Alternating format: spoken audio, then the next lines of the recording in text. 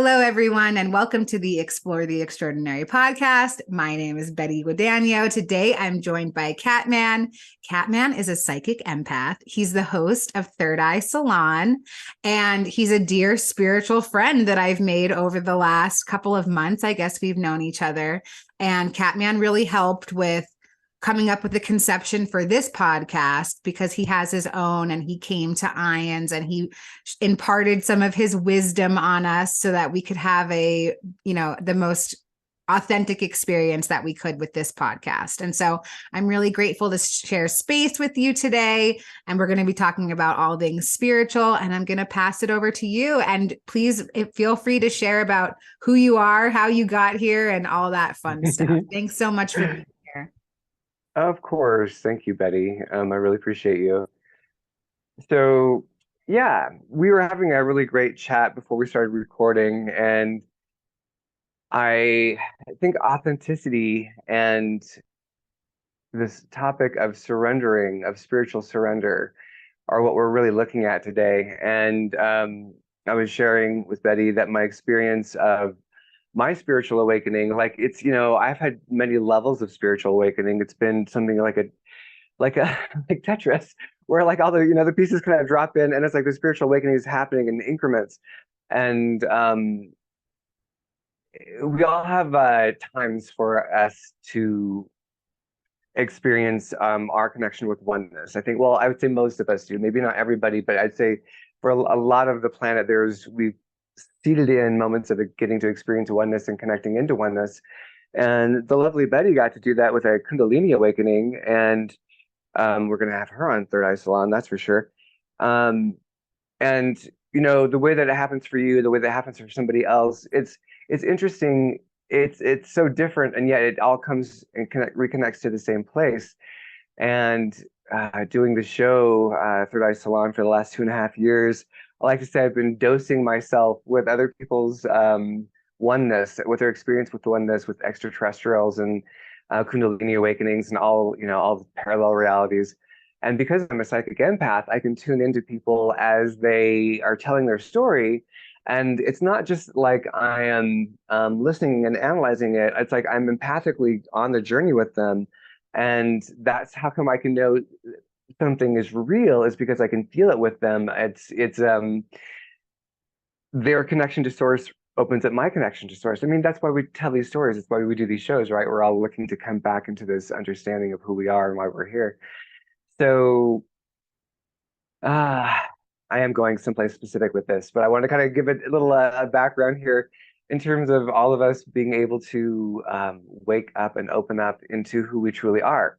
So as I'm watching, people do this around me, and people are having these experiences, and I have them on Eye Salon, it became my time to give it up. And I went through a really hard patch because I think it's safe to say that if you don't deal with your shadows will deal with you.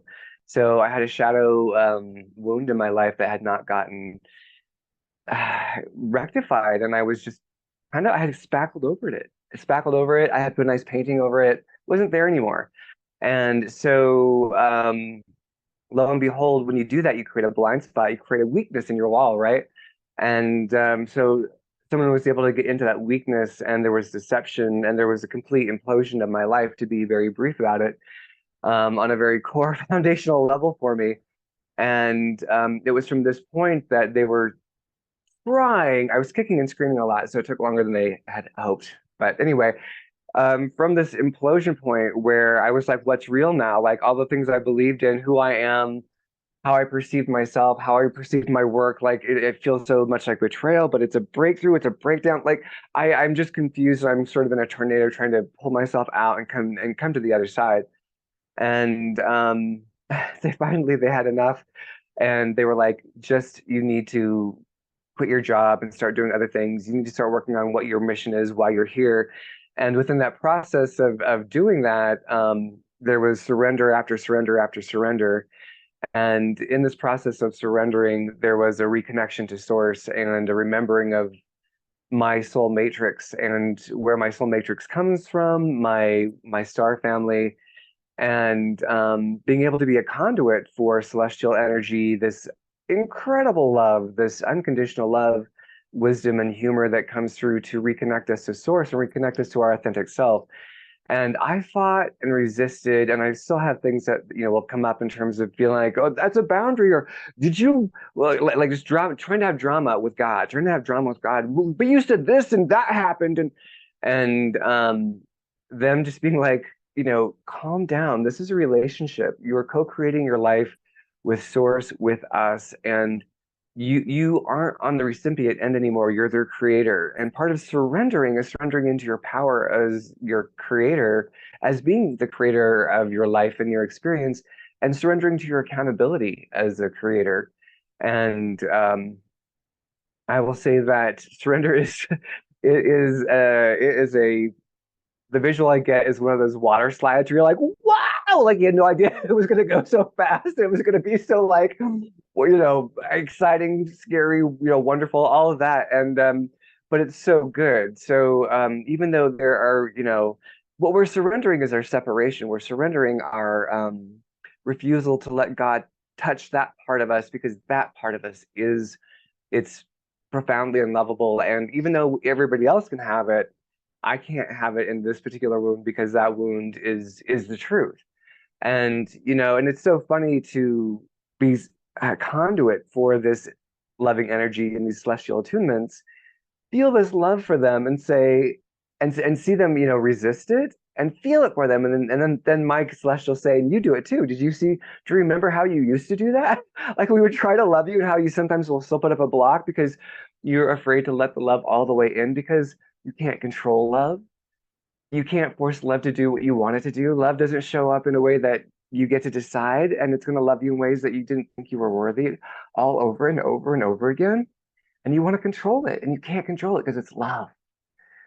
And that quality of surrender is where we can both be held in the wisdom of Source, but be held in the power as well. So we are empowered with love, and we are guided with the wisdom, and we lead that way in the world. And it's okay to trust yourself now. It's okay to trust God. It's okay to trust the world. It's okay to trust your path, because the resistance is now kind of a game. It's more of a lesson.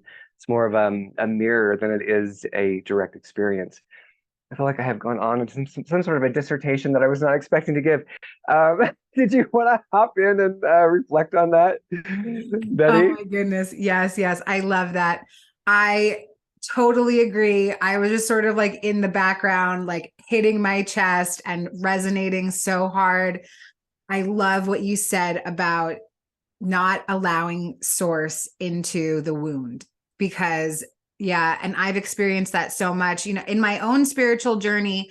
I'm very authentic, very vulnerable with the fact that I've overcome many addictions. And when I let go of my substance use addiction, I had a lot of things with eating disorders manifest in my life. And I thought, well, Source is willing to help me with the substances, but Source is not going to help me with the food stuff. And it was just this total insanity, like, why would Source allow me freedom in one area of my life, but not the other? And it was just like an ego trick. My ego was tricking me into thinking that I am not lovable in this one area of my life. And so I can't let Source into any of it. And I love the idea of surrender. I mean, I'm a member of 12-step fellowship, and that's the first step, is surrender. And it comes up with spirituality as well. I need to constantly spiritually surrender. I think that I know what's for my highest good, but I don't know anything. I'm just this little fraction of this much bigger thing. And I love everything that you said. So I'm curious if maybe you can talk about a little bit, what was the inspiration for you to connect with other spiritual people? Like, what was your inspiration for starting your podcast, for stepping into your whole spiritual path? Yeah, absolutely. Absolutely. Well, in terms of the spiritual path, that was something that had been with me early on. It was through Christianity, but it was definitely with connecting with God. I was connecting with, Jesus or God. I was connecting with some aspect of myself, and I was having these sorts of spiritual awakenings within that context as I was growing up. And also, I remember like an occasion just sitting in algebra class, spacing off, and my mind just going out and being like, my name isn't my name. I'm something. It's like I knew I was something much different than this, and but I didn't have a context for that. There wasn't any for what I was experiencing. It was just some sort of like you know, some part of me said, "Hello, we're up here, we're over here," and I had like little like metaphysical, mystical experiences throughout my childhood. So there was always something a fascination there. Like when I was a kid, I wanted to be a witch. I was always like I wanted to hang out with Sasquatch. Like I just like when I was a kid, I was into this stuff like since I was a kid. Like it's just been in me and with me and part of me. Um, and so and I think then it became like at a certain point where it's like, okay, you got to get grounded. You got to learn how to learn how to be physical, and how do you be here physical and present and do the work things and do the money things and the rent things and the payment things, which I just was never very good at that. I mean, eventually I was very good at it, and then it all imploded. Isn't that funny? Now that you've mastered it, we'll take it away. But but it was just the whole thing. I feel like because my experience is that this is even though I have a memory of many, many, many lifetimes, I'm connected to many lifetimes. This is my actual first soul piercing in a physical body into this physical world. Though I have like a library of history in my awareness. So that's what makes me so accessible and so real. But forgive me. So we're coming through this process of being able to say I'm physical, I am also spiritual. What's it mean to be a spiritual person? It's not this religion, it's these connections I've had. And because of these listening to other people's stories, it validates your story, right? Like when you hear somebody who has a Kundalini experience, you're like, oh, that's what that was. I'm not crazy. And being able to hear other people's stories and empathically tune into them. Like when I was listening to like people like Karen Swain, she was one of my main people. I would go and listen to her shows, and I would tune into the guest experience, and I was like, I'm having a deeper experience than just analyzing. Like I want to talk to these people. I want to like connect in, and these are the questions I would love to ask. And because I am empathic, people tend to feel very safe around me, and they tend to open up and they easily share. And it's like, well, this is one of your natural gifts, is that people, as an empath, you have to be very mindful of your boundaries, because sometimes people will just come up to you.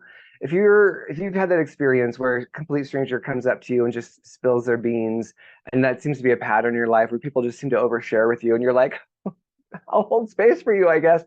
That means you're probably an empath. You're an empath. You're an empath if that shows up for you.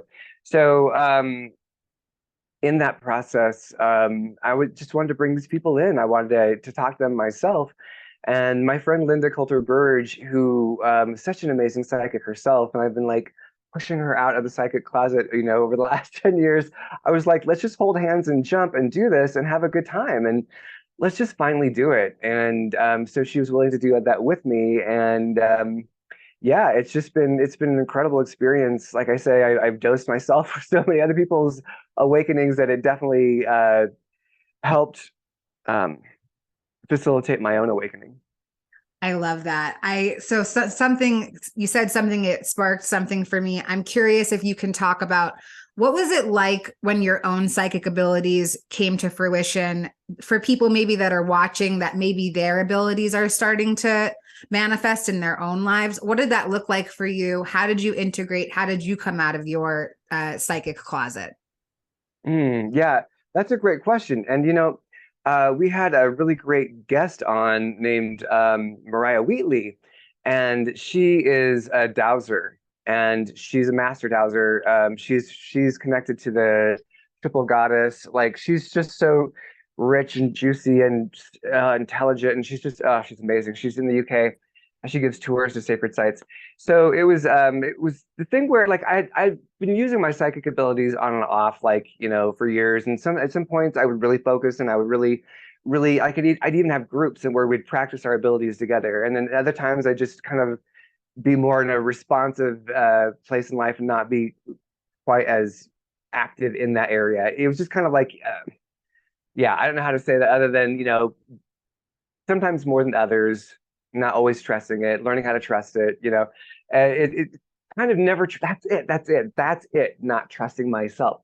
So that's how come I could always keep it like, oh, well, I'm psychic, but I don't really say that. I'd say I'm empathic, but I don't really say I'm psychic because that would mean I would have to really come all the way out and trust myself. So the penny just dropped there.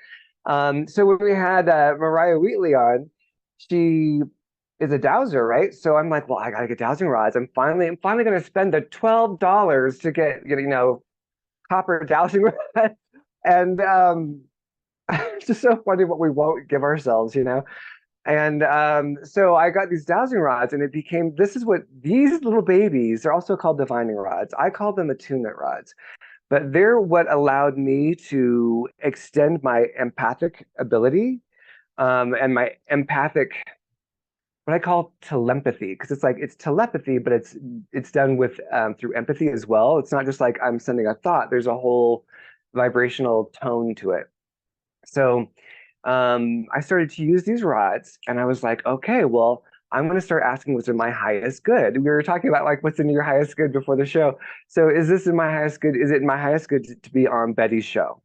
Okay, good. Would it be in my highest good to poke myself in the eyeball? Nope. So it says no.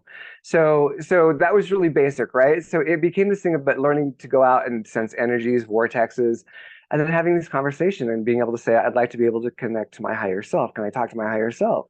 And then as I'm talking to my higher self, I start asking questions about my life, about, where I come from. And I start to not just get answers, but I'm starting to feel, see, and remember answers. And I've had flashes throughout my life, right? Like this, like I said, this awakening is like coming in these drips and drops. And we all have these experiences of like, that was weird. That wasn't normal. That was, that's part of your greater self coming through and saying, hello, you're connected to something else. So then with the rods, oh, and also, well, I have to say, working with Lorelei Drock, was a big deal because when I was in the process of working with the rods and reconnecting to my higher selves, she was able to give me a couple of names for my higher selves. And when she gave me those names, it unlocked this relationship with them. I got to start to explore and examine on these other levels. And then it became about learning how to collect soul fragments of myself, and also then learning how to help other people to do that as well.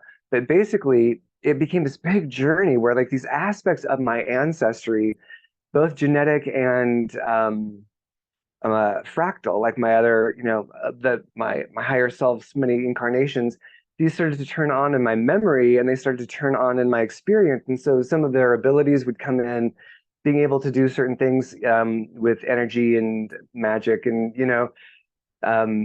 consciousness came into it's like being replugged into your mainframe, and there's still switches that are not all the way turned on, but like it's like this thing where in this process of surrender where we're willing to give up our identity of ourself and let it be reshaped, and let our personality be an extension, but more of a memory bank as opposed to who we are.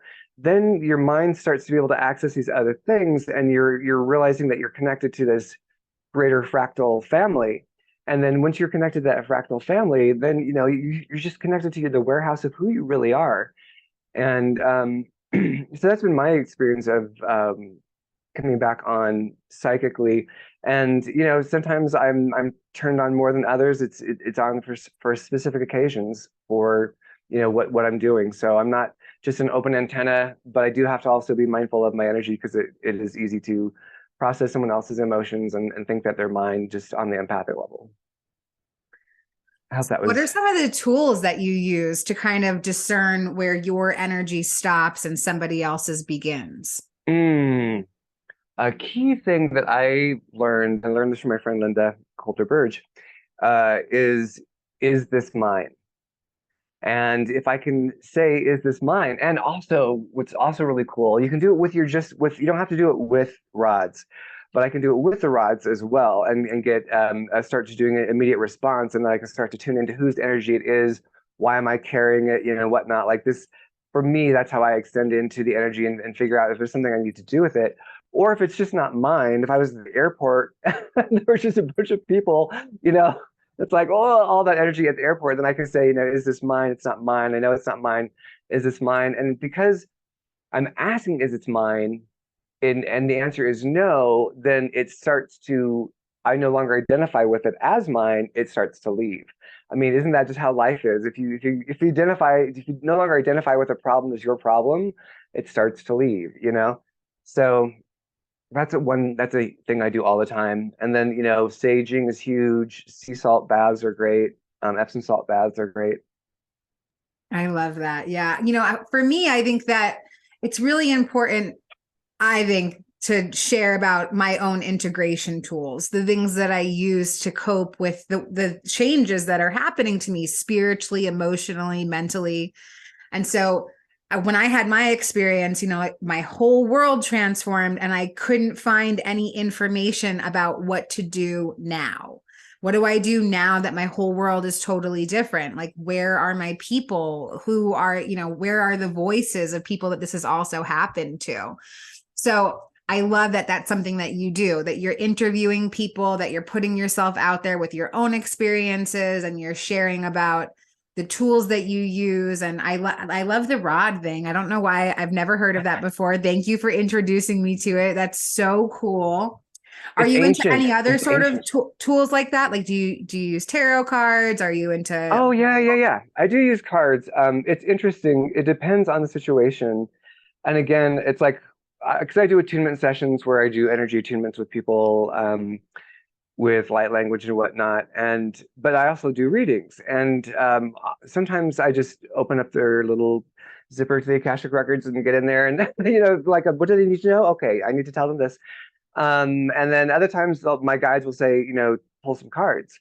So I'm open to that. And I think the thing of learning how to also feel your energy and work with your energy, whether you're going to do yoga or Tai Chi or something physical, it's so important to get reconnected to your body. It's so important to get reconnected to Gaia. This is, what we're experiencing right now. And my my experience of this experience, it's, source energy is remembering itself by remembering, putting itself back together, saying, I am all of this. Its source is waking up within all of us. Why Kundalini is happening. It's why, people are popping open. It's because source is coming back online within us. And the ability to surrender to that and just allow it to show up in your life is what it's all about at this point. And being able to play with your energy, being able to connect with your body, remembering that Gaia is this conscious being that's an extension of source.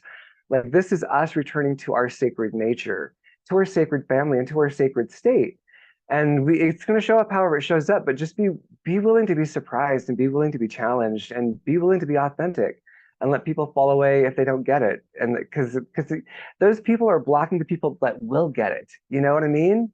Like, you have to have that energy space open for the ones who are going to get it. And if you have other people who you're hanging on to for old time's sake, because it's the right thing to do, and you have nothing in common with them anymore, you're clogging your channel and you're doing yourself and them a disservice. And you want to go on to your next new experience. So surrender. That message was directly for me. And I'm sure whoever else is watching it might be thinking the same thing, but it's funny because before we started recording, I was like, I have a feeling that Katman's going to say exactly what I need to hear today. And that was exactly what I needed to hear. Yeah. More surrender. How can I make space for new experiences in my life if I'm hanging on to the old ones? And I find that even with my spiritual experience. Like, my spiritual experience is my sacred experience. This is my beautiful sacred art.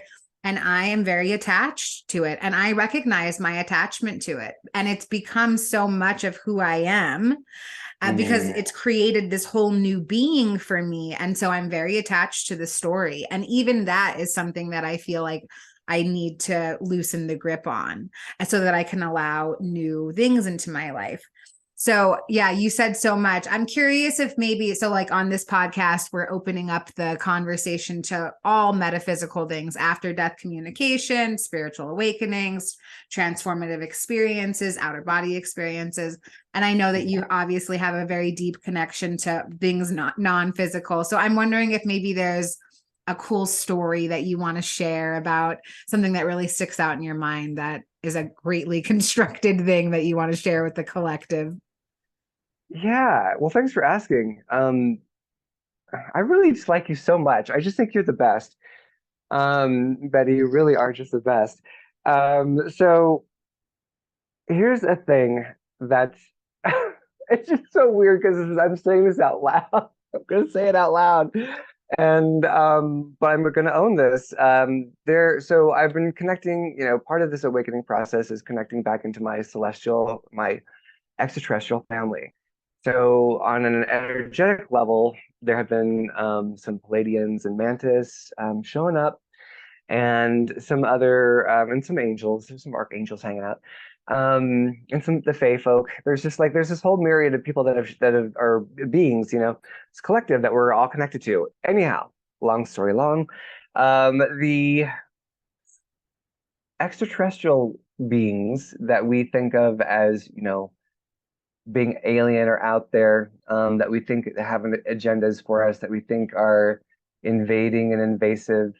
And or isn't that one ugly? They're terrifying. They're scary to look at. This one's really beautiful, but the mantis are hard to look at. Um, Big bugs. I hate bugs. And so they've reached out to me to initiate a project called the Compassion Project. And when that's going to get started, I don't know. I've been collecting people and collecting stories. I've been collecting that like on the down low, just by happenstance. But the big thing they want to get across is that we're a family. We are your family. The mantis beings are primary in the creation of physical reality. If we didn't have mantis beings, we wouldn't have physicality. They are the conduits of the celestial energy into physical form. And there are so many beings on the planet that have been here longer than us. There are so many people who've been experiencing the Earth narrative longer than us. And when we make black and white snap decisions about somebody on how they look or how we perceive their behavior is because we don't understand them, because we've never got to know them, but we make snap judgments, decisions about who they are. Think about when someone has done that to us. Well, we do that to them. And they are adamant now that we wake up and realize that they are our extended family. They are our cousins. They are our kin, and we are all part of oneness. And they really are wanting to advocate. The Compassion Project is for us to have compassion for them. Because imagine, you've taken someone aboard your ship. Just imagine it's like someone's experience. They're a Zeta. Like on the other side, there's Zeta. This is Judy Carroll. She's amazing. So Judy Carroll is she's human. She lives in Australia. She's a healer. But aboard the ship, she's also a Zeta. And she's on board the ship. She's taking this nasty like implant out of somebody because it's negative. It's not for their highest good. It was done by a negative source. But she's a Zeta, so she's got the big eyes and the whole thing. So she's taking it out. The person wakes up, sees her, and screams and is horrified, repulsed by her look, just terrified by their look. Imagine like, a little child that's fallen down and you tried to pick them up and take the splinter out of their foot and they thought you were a monster. They looked at your face and they screamed because they thought you were so ugly. It's like to be able to reframe how they really are and that they are not better than us. They are more advanced in many ways, but they're not better. They're our kin. And yeah, I hope I haven't gone on too much about that, but that was something that I did not expect that to show up in my life. I was not looking for it. And they literally popped up and were like, we're going to do this and we want you to bring it out. And I was like, okay, put it on the agenda. We'll get to it. But item number, 147. But anyway, thank you for asking. And that is something that will be coming forward at some point in the near future. Thank you for sharing. So there might be some people watching that aren't really familiar with some of the things that we're talking about. So you're talking about other kinds of beings, right? So maybe Yeah, you yeah. want to just give like the little, like a kindergarten sort of introduction to what you mean by other beings. Okay. Well, you know what I'm going to do is, so this is a Lyran. This is an actual portrait that my friend Jason did. This is a Lyran being. It looks like that movie Avatar, right? So it's like that. So people who are in the spiritual community are like, oh, Avatar, they totally mind grabbed that from the Lyrans, or the Lyrans, depending on how you say their names. But there's a whole range of beings that have existed before humans did. And if you go back and research anything about the Anunnaki, for a long time I didn't care about ancient ETs. I was like, no, I just want to hang out with like cool ETs and go cool places. I don't care about our history, blah blah blah. But lo and behold, it turns out like the Anunnaki were instrumental in bringing humanity into how it looks and sounds and is today. And they were from the stars, you know. And like, it's just like how we think. Someone has died on the other side, and we can't see them because they're across the veil. It's like that with extraterrestrials. It's like, in terms of, they're right there. They haven't died, but you know what I mean? People who've died haven't died, right? They're just not there in your physical direct experience. And so people who are extraterrestrials, and they still are people, they're beings, right? They have come from other places. They've had other incarnations. Source has expressed itself in a multitude of ways. We're not the only way. So once we realize that we're part of this whole lineage, it's like, gosh, it's like when atheists say that there is no God and there are no spirits, there are no ghosts, and they've blocked all that out. And if you, it's the same thing saying there are no ETs, there are no extraterrestrials, or saying that they're all bad.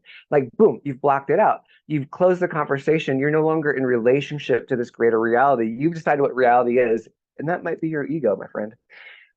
So being open to extraterrestrials and extraterrestrial energy, it's really part of the continuum. Like the whole, like when I'm in session with, and I'm connecting with, you know, my celestial family, my, you know, mother and aunt can show up who are deceased, and an archangel can show up, and you know, a Palladian can show up, and we can all be chatting and having a little conversation.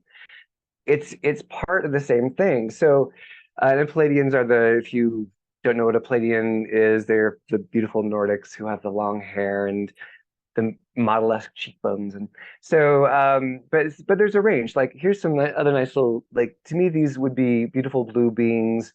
I would think of them as being related to a bird energy. So all of the things that we find on our planet, all of like the animals, plants, birds, insects, these are microcosms of the macrocosm. They don't just exist here, they're representations of the greater whole. We have to think of this as like almost like an image library or a reality library, where a lot of things are stored here, but they're stored here in minute forms. They're not exclusive to here. It's more of a repository for the greater whole. So be open and be willing to be surprised, and you might just have your mind blown. Wow. I've never thought of it that way before. Thank you for sharing that. You just opened my mind up a little bit, and I'm trying to think about, yeah, the like bugs, like how you said, like, you know, like we're so disgusted by them, but if the bugs that we have here are representative of something larger, I wonder if there's some sort of like ancient something that happened. Like, why are we so disgusted by it here? You know, obviously the name doesn't help. It kind of has like a very negative connotation to it. Yeah, that's a great question. I think there's a lot of agendas we could explore on other shows at other times. Yes, definitely. Yeah, you know, I really like the idea of opening up the conversation to all of these things, because there's so much, you know, like we live in this infinite sea of consciousness. There's so many things to grab at. And for me, and I know for you as well, we're part of a couple of spiritual communities together. And I just want to take a moment just to talk about the fact that at IANDS, our groups and events, we also have sharing groups. And these are the things that we talk about, the things that you and I are talking about right now. It's a safe place for people who have had near-death experiences, spiritual experiences, outer body experiences, alien experiences. You know, like we talk about this huge range of things, because there is such a large range of things going on in the collective right now.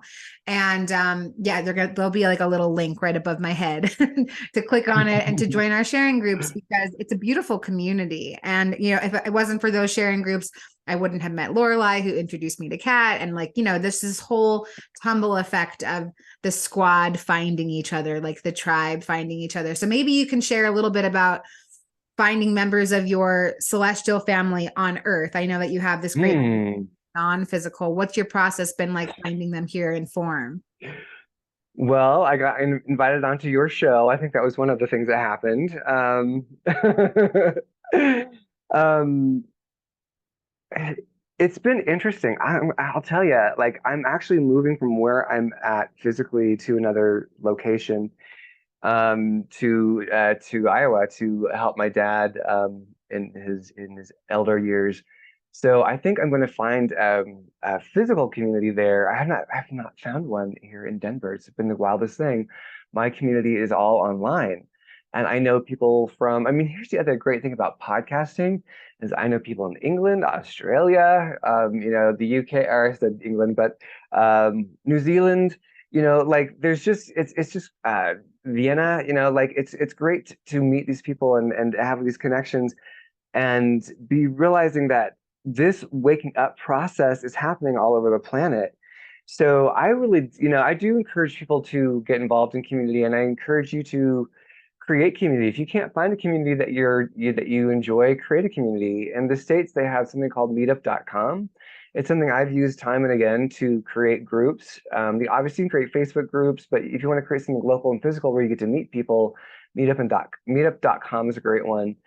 But the thing for sure that's not going to happen is if you don't take any movement, you're not going to be found. Like you have to be willing to open yourself up to being vulnerable, and you have to be willing to open yourself up to change, and you have to be be willing to be challenged and have some of your beliefs challenged, and um, know that